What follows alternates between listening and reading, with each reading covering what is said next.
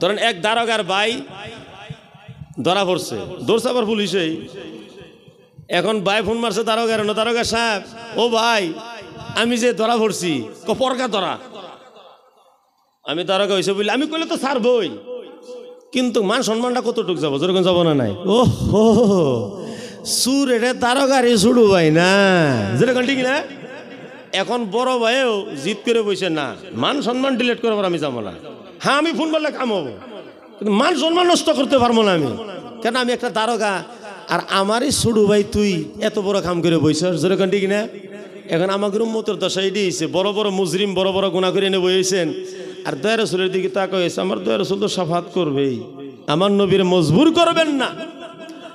এক সাহাবী আছেন হযরতে রাবিয়া আসলামী, যিনি আমার দয়াল নবীর তাহাজ্জুদের ওযুর পানি যোগায় দিতেন। যোগায় দিতে দিতে আমার দয়াল নবী খুশি হয়ে গেলেন। খুশি একদিন বললেন রাবিয়া রে,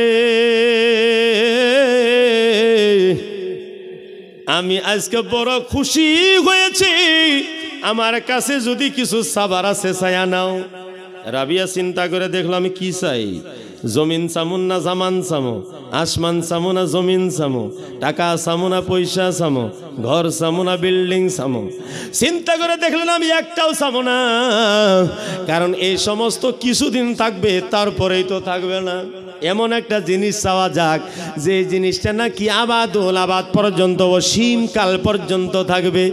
চিন্তা করে বের করলেন আর দয়া রাসূলকে বললেন আসআলুকা মুরাফাকাতাকা ফিল জান্নাহ। নবী গো, মায়ার নবীজি, আপনার সাথে আমি জান্নাতে থাকতে চাই। যেরকম সুবহানাল্লাহ।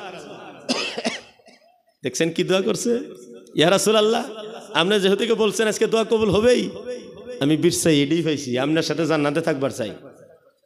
আমার নবী বললেন কবুল হয়ে গেছে, কিন্তু রাবিয়া আইনলি বিকাসরাতি সুজুদ, এই বললে আজ থেকে তুমি নেপতুষক নাকে মুখে দিয়ে ঘুমায় যাও না।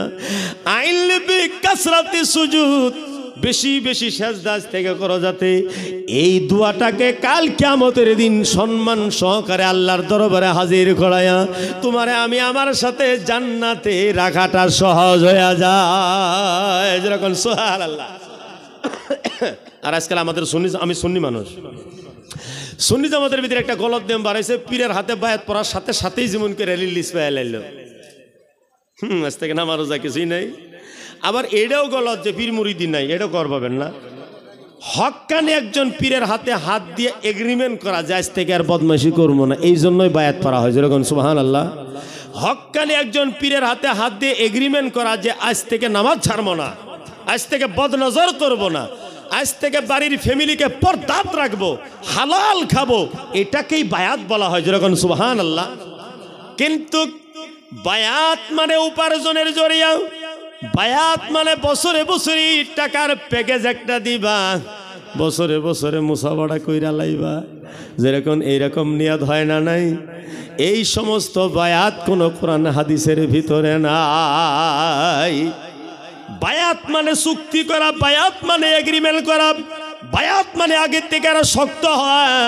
হুজুর বড় একটা মানুষের হাত দিয়ে ওয়াদা করলে, যেরকম এলাকার দেওয়ানি একটা যদি কয় আমার হাত দিয়ে আজ থেকে এই কাম করবো না, তখন দেওয়ানির চুড়ে মাফ করে দেন চাচা, চাচা মাফ করে দেন, আজ থেকে কার মার্ডার করবো না আমি। যেরকম আসেন আপনাকে লাগা ওটারই বায়াত কয়। একজন ভালো হক্কানি ফিরে রাতে হাত দিয়ে, হুজুর এমনি তো বহুত খামটি খামটি করি, নামাজ পড়মো, রোজা করমো, বা ইবাদত বন্দেগী করমো, আবার নিয়ত ভাঙ্গে যায়।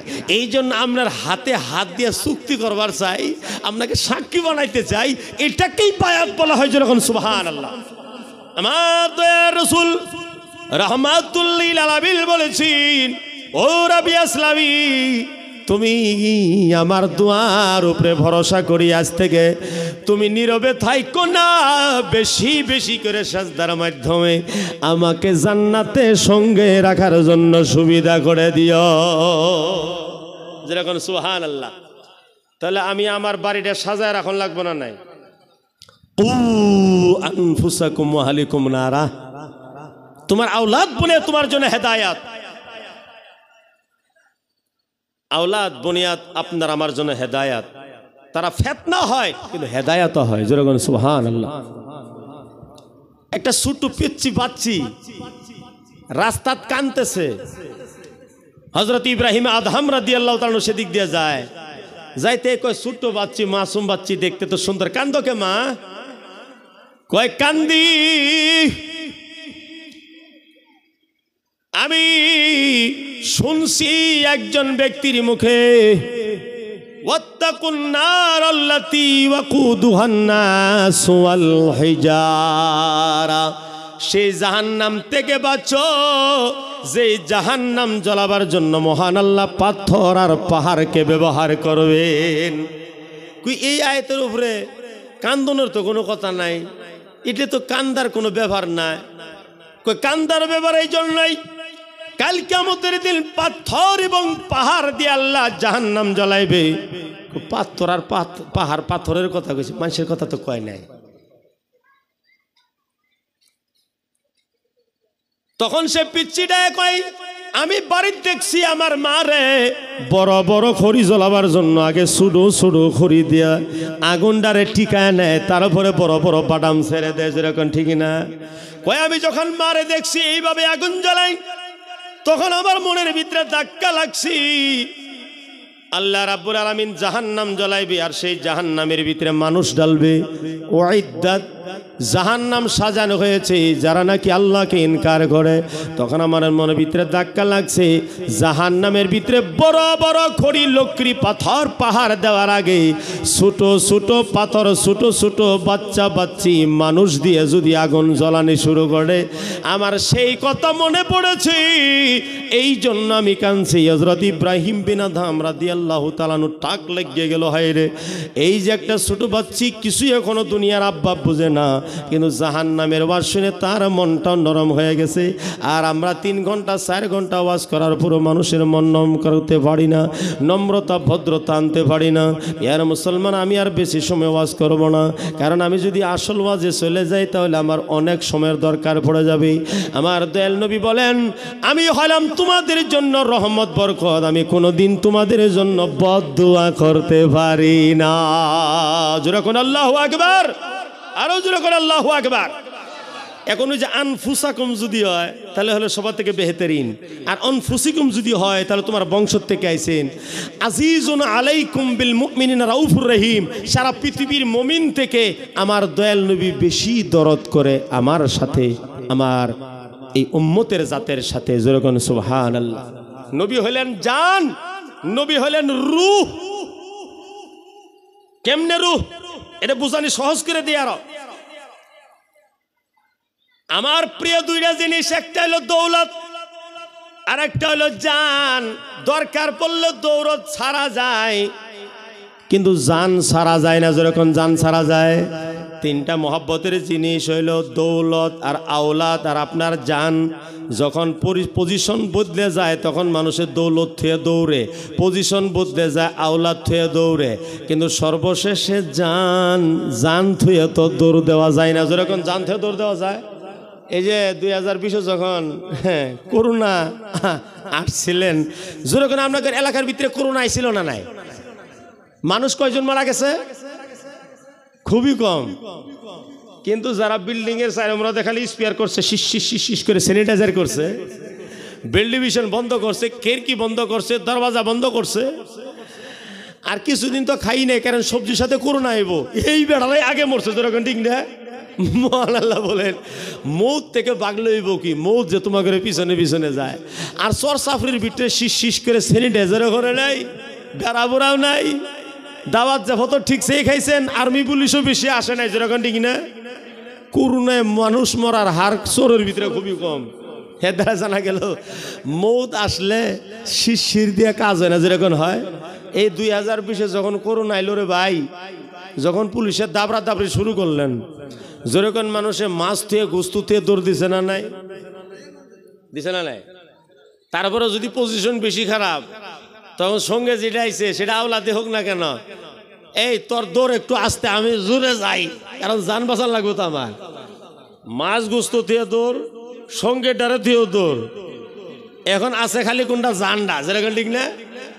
এখন জান এমন কাছে, এই জান থুয়ে তো দৌড় দিন যায় না। জান যে দিহি দৌড় দিতেছে, হাতও সে দিহি দূর, ঠেঙ্গো সে দিহি দূর, পিঠ প্যাডও সে দিহি দূর, যেরকম ঠিক না?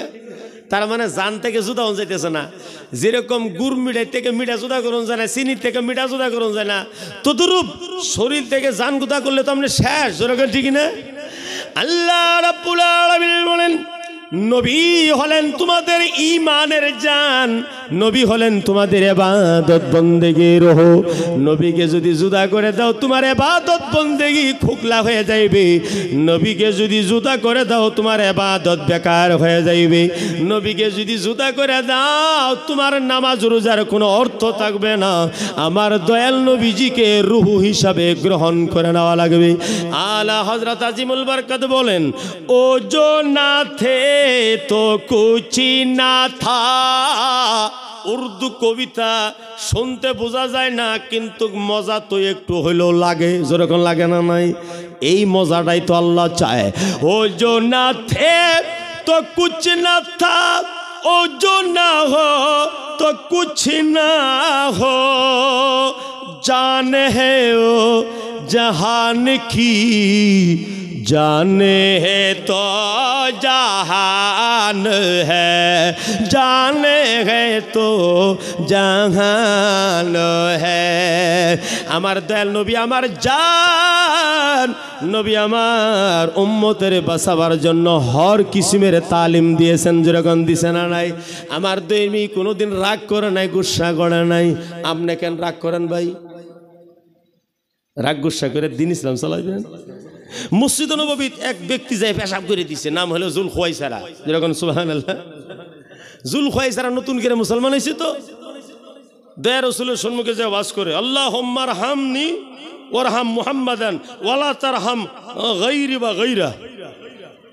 আল্লাহর কাছে দোয়া করি, রাব্বুল আলামিন খালি আমারে দয়া করো আর মুহাম্মদ রাসূলুল্লাহ দয়া করো, আর কারোরে দয়া করো না। দেখেন দোয়ার সাইজটা দেখেন। আল্লাহর নবী বলেন, এই আমার পাগল, দোয়া করা ঠিক হয় নাই, কারণ তুমি এত বড় বস্তু এত ছোট্ট বানালাইছ। দোয়া তো এত ছোট জিনিস না। দোয়া হইল আল্লাহর রহমত, দোয়া হইল আল্লাহর মায়া। এর ভিতরে যত দোকান যায় খালি তোমার নাম নিও না, খালি আমার নাম নিও না, এখানে সারাটাই নাম নাও। এরকম করে বুঝানির পরে আমার কি একটা কথা মগ্ন হয়েছে, এই বেড়ার তাল তুল কিছু দেহনে পায়জামা রশি খুললে মসজিদে নববীত পেশাব। ওমরে ফারুক রাদিয়াল্লাহু তাআলা বড় বড় সাহাবায়ে কেরাম ওখানে আছেন, সবই খেপে উঠতে মানে মারবো আর মারবো, হাত উঠাইছে। আমার নবী পেশাব করবার দাও, মসজিদের ভিতরে পেশাব করবার দাও। সাহাবীরা কয়, দয়া রাসূল যদি না করছে তাহলে আমরা কবার? পেশাব পেট ভইরে পেশাব করছে, যা ছিল সব পেশাব করার পরে যখন উঠছে তখন তো দুই চারটা দায় ধমকে দেন লাগছেন, যেরকম ঠিক না? পেশাব করে বাসায় এলাইছে মসজিদে নববী জুল খোয়াইসারা নামের সাহাবী। সাহাবারা তো খেপছে ভালো ফিরেই, তারা দিয়ে সাফা করাই নিবে। আমার নবী বলছেন না, তোমরাই দুইজনে যাও বালতিত করে পানি আনো আর এই পেশাবটাকে সাফা করে দাও। আর শুনে রাখো, কেউ যদি পেশাব পায়খানা করছে, সে যদিও পেশাব পায়খানাটা বেবাইগা হিসাবে করছে, সুন্নতের বরখিলাফি করছে, তারে হঠাৎ করে না করাই দিও না, বন্ধ করাই দিও না। কারণ পেশাব হঠাৎ করে বন্ধ করাই দিলে আমার উম্মতের ক্ষতি হয়ে যাইতে পারে। নবী বলেন, আমি দয়াবান মেহেরবান, আমার উম্মতের ক্ষতি হইলে আমার কলিজায় ধাক্কা লাগে। আমার উম্মতের কোনো জান যদি নষ্ট হয়ে যায় আমার জানের ভিতরে আঘাত লাগে। সাহাবীকে টান দিয়ে আনছে কাছে, ও জুল খোয়াইসারা, তুমি যে পেশাব করছো তুমি বোধহয় বুঝো নাই। বাবা এদিকে, এটা না, এটা হলো সেজদার জায়গা। হ্যাঁ, এখানে পেশাব করা লাগে না, এটা মসজিদ। সাহাবীরা তাক ধরে আছেন, নবী শিখাইতেছে কিভাবে, যেরকম সুবহানাল্লাহ। আর আমরা হইলে কি করতাম, যেরকম খালি মোবাইলের রিংটোন একটা বাজে উঠল হইলো, পাইতে নামাজের ভিতরে খামি দামি করতেছে, মানে খালি ইমামে কেরা শেষ করতেছে না, একটা থাবড়া দিতামই, যেরকম নামাজের ভিতরে রাগ উঠতে পড়ছে বেড়া। আজরা হুজুর আইতেছে, আল্লাহর নবী রাহমাতুল লিল আলামিন যুলখাইসার নামের সাহাবীকে বললেন পাগল, নারে এইভাবে আর তাকবীর, তুমি কোনোদিন পেশাব নারে করো না, তাকবীর, কারণ মসজিদ হলো সেজদার নারে জায়গা, রিসালাত, পেশাবের জায়গা নারে নয়। রিসালাত। যখন আল্লাহু আকবার। হযরত আল্লামা আব্দুল খালেক সাহেব কিবলা, নারে তাকবীর, নারে রিসালাত।